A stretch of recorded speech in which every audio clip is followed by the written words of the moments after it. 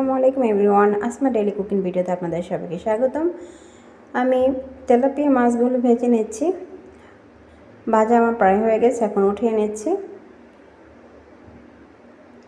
পাতিলে পেঁয়াজ তেল দিয়ে দিলাম, হলুদ, মরিচ, লবণ, কাঁচামরিচ, তারপর আদা রসুন বাটা দিয়ে নেড়ে নিচ্ছি। কিছুক্ষণ পর আমি আলু আর ঢেঁড়সটা দিয়ে দিলাম, কিছুক্ষণ নেড়ে নিচ্ছি। তারপর এখানে আমি ঢাকনা দিয়ে রেখে দেব 5 মিনিট। তো চলে আসছি, আবার নেড়ে দিচ্ছি। নাড়া হয়ে যাওয়ার পর এখানে আমি 2 মগ পরিমাণ পানি দেব। পানি দিয়ে আবার 10 মিনিটের জন্য ঢাকনা দিয়ে রান্না করে নেব।